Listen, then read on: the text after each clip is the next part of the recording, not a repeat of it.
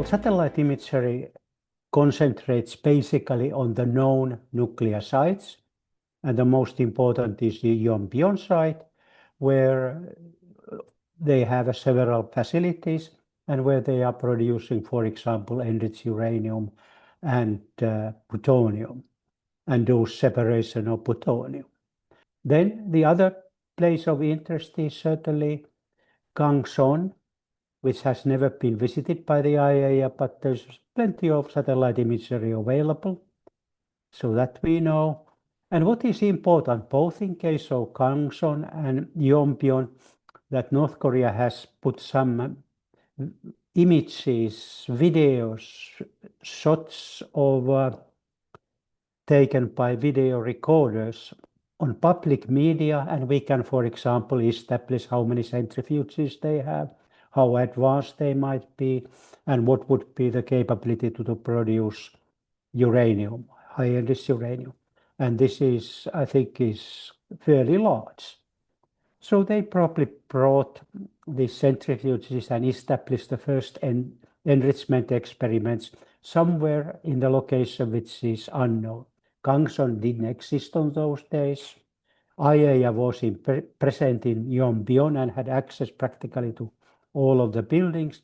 So there were no sign of centrifuges at that point in time. So there must be a third location, at least third location somewhere. Nuclear test site Boeung-ri is the one which IAEA is monitoring, and also think tanks. And I think that the common conclusion is that it is ready to do tests if they decide to do so. It's maintained. It seems to be at least some of the tunnels could be useful for a nuclear test. There are additional factories and facilities in North Korea which are part of the nuclear supply chain, making centrifuge components, making equipment for enrichment plant, making equipment for reprocessing plant, uranium conversion, uranium metallurgy, high explosives. That must be quite a few workshops and factories. Some of them might be in Hamhung, some of them somewhere else.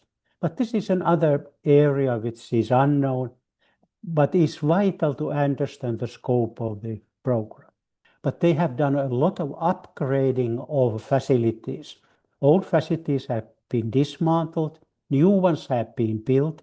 Also, not only in this area where the fuel fabrication plant was, but also in the old part of the Yongbyon Center where they have basic research and development. So this shows that he's expanding the program heavily. And there is another important signature which people probably have a little bit omitted. There are a lot of new housings.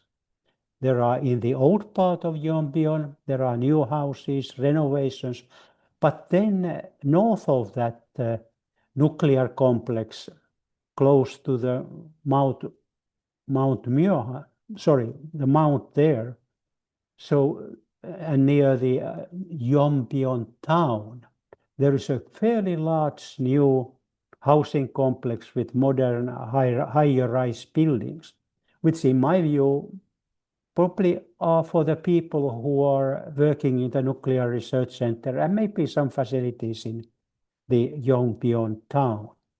But basically, it doesn't look that these are, for example, people who work in the agriculture. So they must be in the support activities. So this shows that they are really expanding seriously the nuclear side.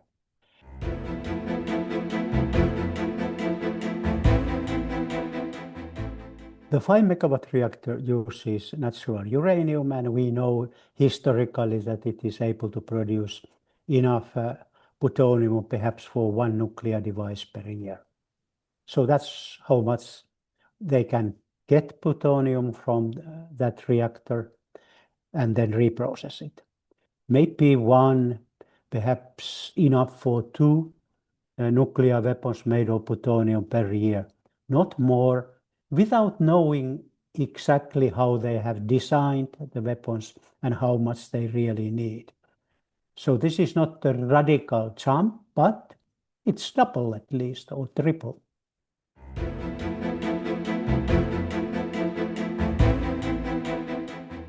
So the estimates go, there are various estimates if you look the CIPRI and others, and some of the US think tanks, maybe up to 50 nuclear weapons they could have in the stock.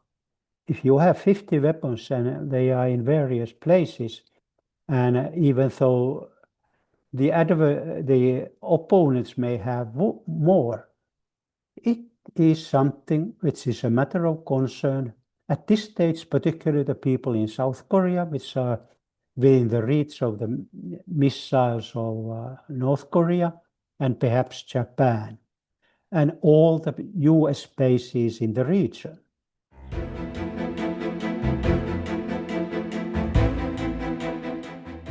I'm sure they are monitoring the mobile telephone network of North Korea, use of mobile phones by nuclear scientists, military people, and leadership.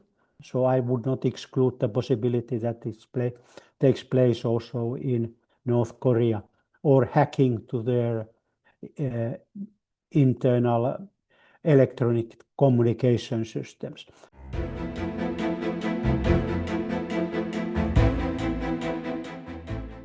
I think that the best way to get it is that some of the powers, like the United States, will be able to get to the talks with North Koreans and agree on the agenda and which topics should be discussed, and what would be the role of nuclear program on those discussions, what will be done with the missile program, what will be perhaps done with the other weapons of mass destruction programs like chemical or biological weapons, and then North Korea's acquisition of technologies, both getting from abroad to North Korea and North Korea's sharing of technologies with some other countries to the extent it takes place.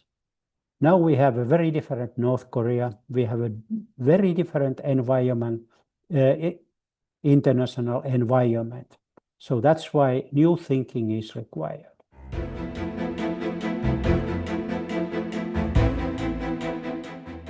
And they may feel at this point of time isolated.